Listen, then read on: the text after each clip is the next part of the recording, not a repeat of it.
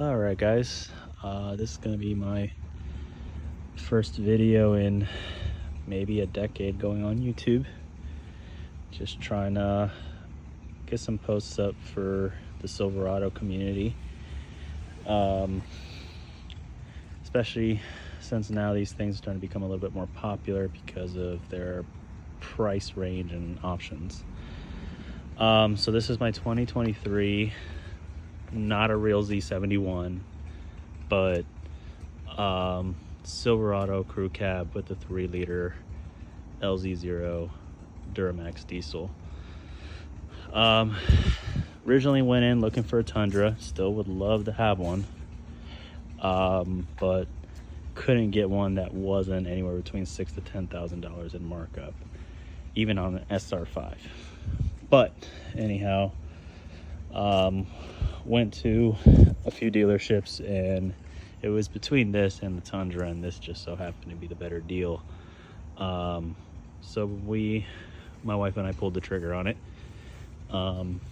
So it is an LT1 package, with the rear locker, the G80 rear locker,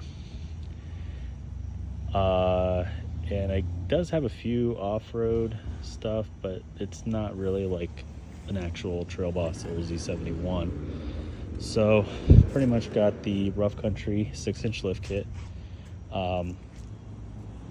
got Archon Da Vinci 22 by 12.5 wides on a negative 48 offset. I might be wrong, but they're sitting on Venom Power Terra Hunter RT Pluses.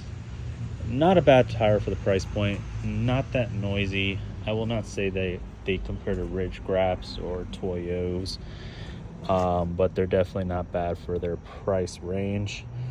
They do the job. I've seen some horror stories, but just wanted to give them a try because you can't really complain about a $1,400 set of tires.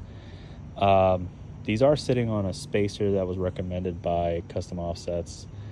I guess it does need it because the way that the angle of these spokes definitely would have hit the caliber if it didn't get it.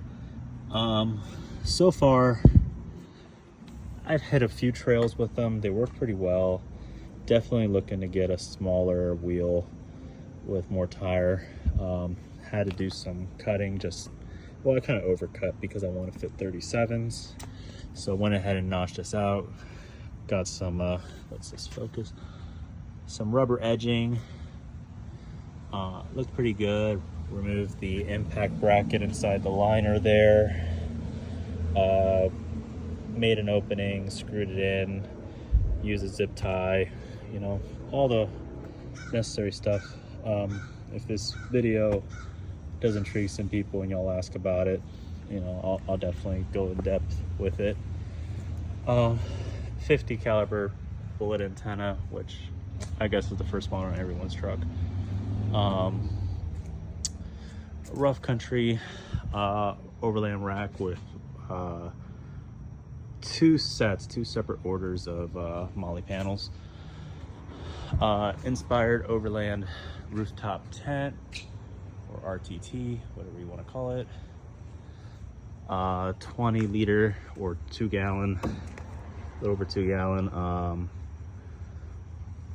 military tan tank, which just carries water in it. Really good for when you have to wash your hands or fill up a pot. Keep all that stuff in there. Mosquito spray, headlamp, whatnot. A few tools, straps, whatever. Extra pair of shoes just in case you step in a puddle. This is probably the only thing I don't really recommend because it doesn't come with a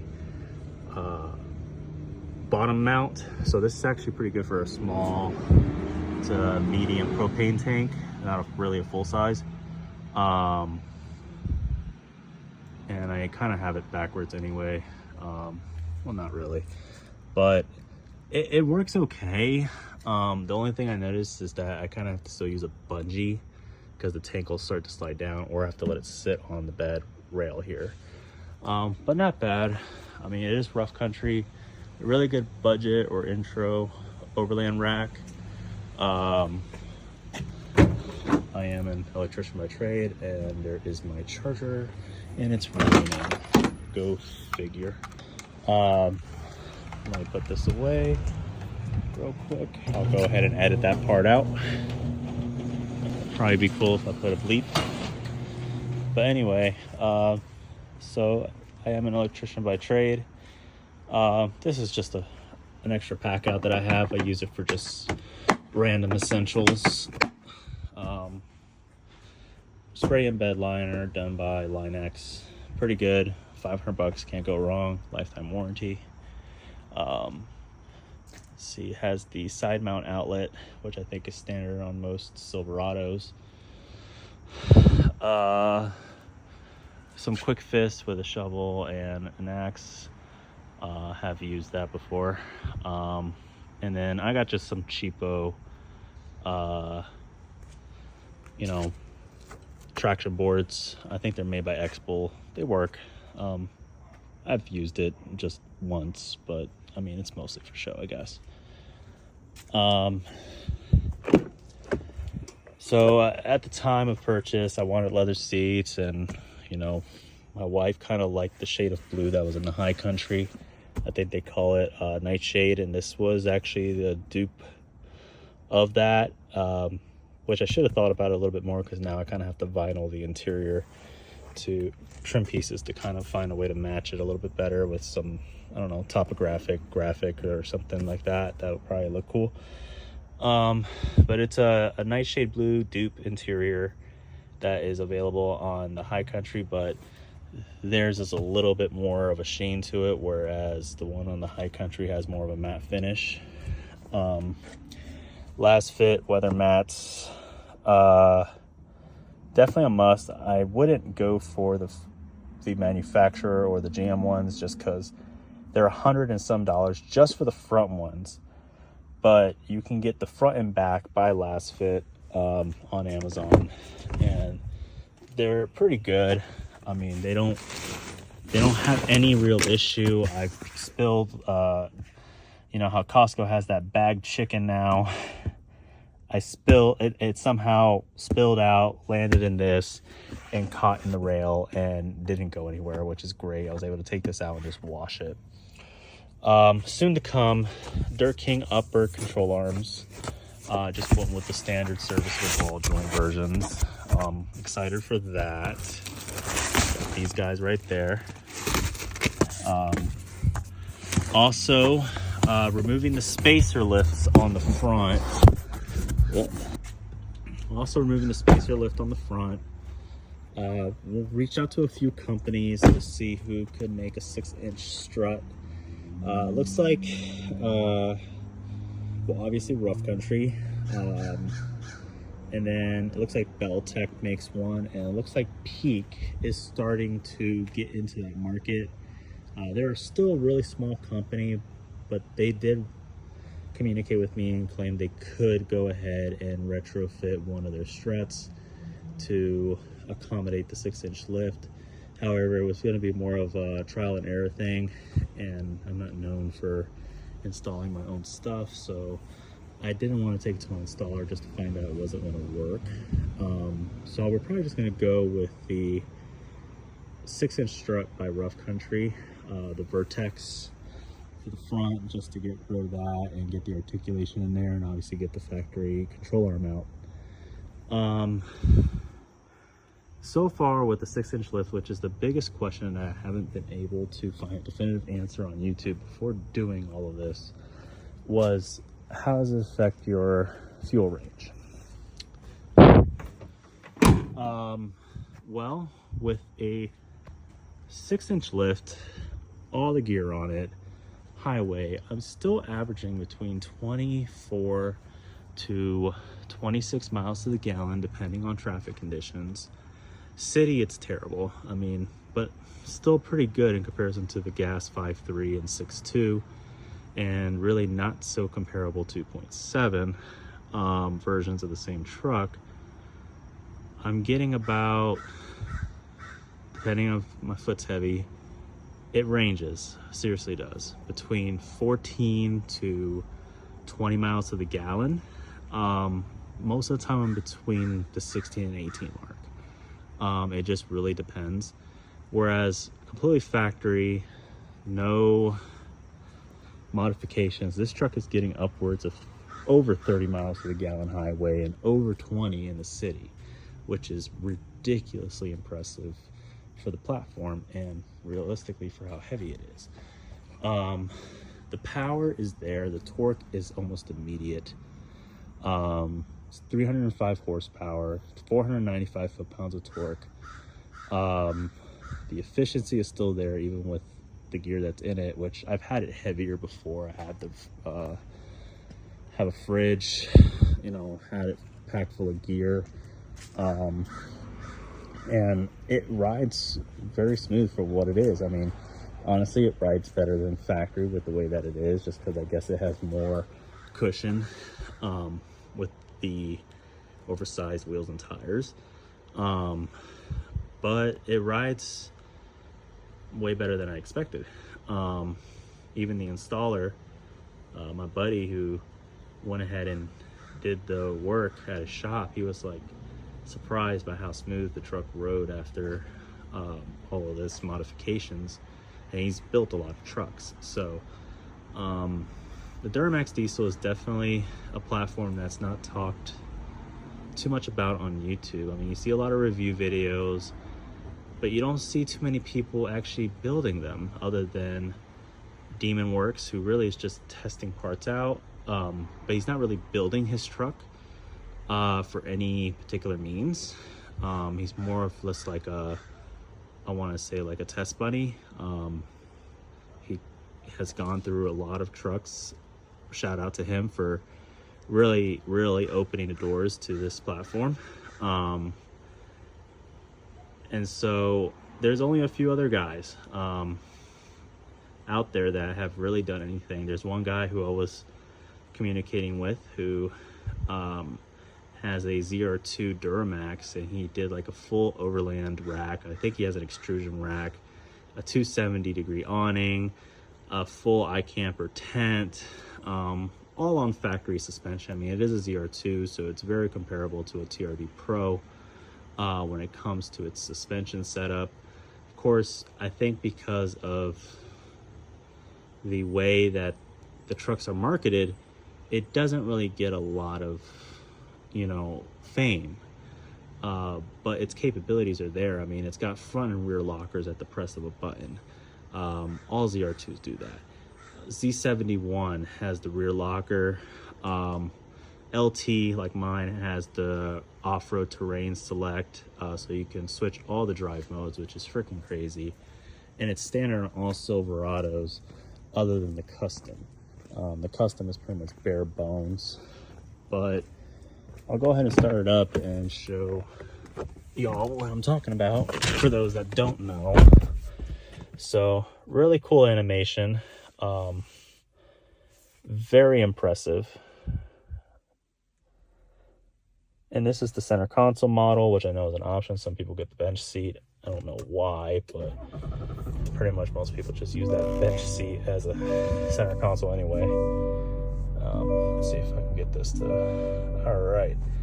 So average fuel economy is 17 miles to the gallon, and now that's mostly city. Now, unless you get the Z71 Trail Boss and up, this is not always available on the high country either. So correct me if I'm wrong, but the high country I went to test drive before I decided to buy this truck didn't have 4-load either, but it did have the tow package, but it wasn't the max tow package that allows you to tow up to 13,000 pounds. So for those that do get the tow package, which this one does not, because I don't tow very much anyway, just because you have a tow package does not mean you get the max tow package. And reason being is that there were some issues with the availability of the rear end that is required for that to allow it to tow for up to that amount, which I think they were trying to make it specific to the Duramax diesel, but it is available in some V8 models. So the cool thing is the animation on the cluster, which GM did a crazy good job with. Definitely impressed with it. So pretty much we go ahead and throw into sport. Suddenly it does this little checkered flag kind of thing, and then we go ahead and turn into off-road. Suddenly you start seeing it going on a dirt road, and then terrain mode, which it's gonna go back into normal because it wants you to go ahead and select 4-wheel high. So let's go ahead and do that. It starts indicating. You hear that differential lock.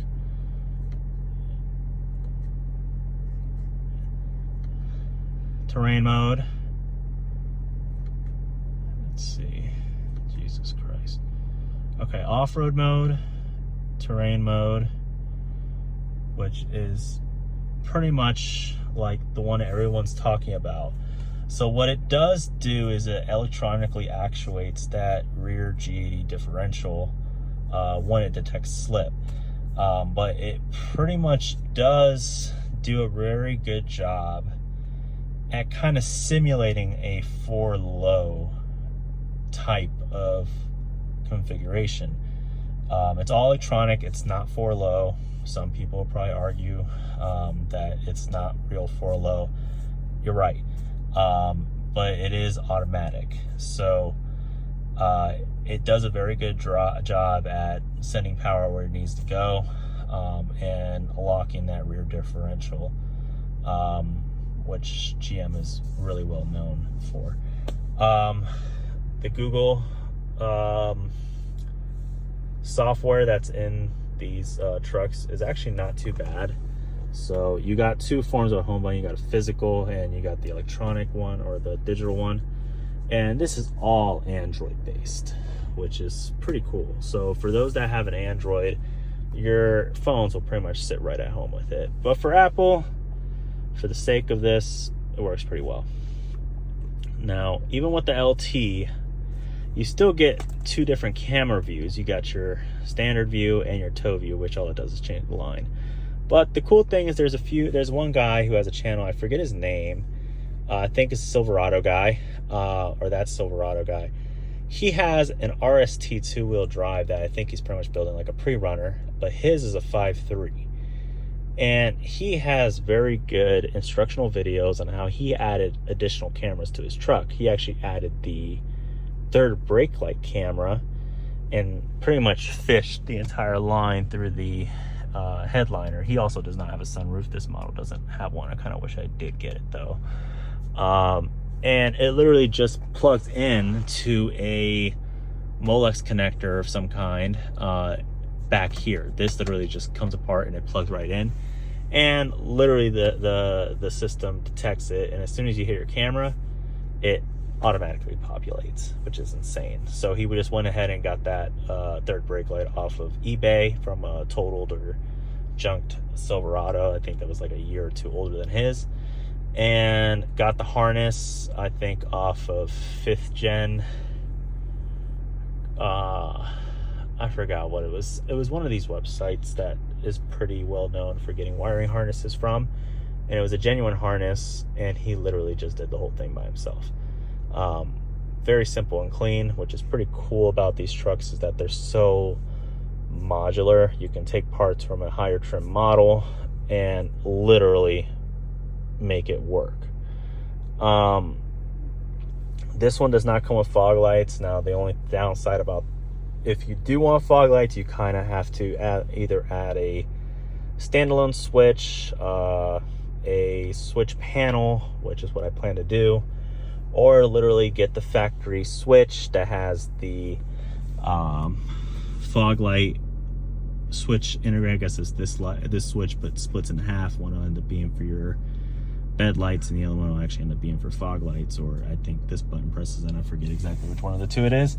And then the harness, and then even though you go ahead and wire all that crap up, you still have to take it to the dealer to program the damn switch to the computer, so that it at least recognizes it. I don't know why they don't make it plug and play, but that's fine. That's if you want fog lights. I plan to go a different route. I'm probably going to go with some Baja lights or rigid lights of some kind, because I plan to replace the front bumper with an Addicted Desert Designs steel bumper. So far that's pretty much it. It's so far been a smooth ride. It's really cool for what it is. The Duramax diesel is definitely a different platform. Definitely want to see more people get into it and see what their builds end up to be. Create more inspiration for it. And yeah, appreciate you guys taking the time to look at this video. Feel free to comment. If there's anything specific, just feel free to comment or message me directly. I can definitely make a video. I mean, I know this video is kind of shoddy, but can definitely create something. But other than that, appreciate it. Thanks.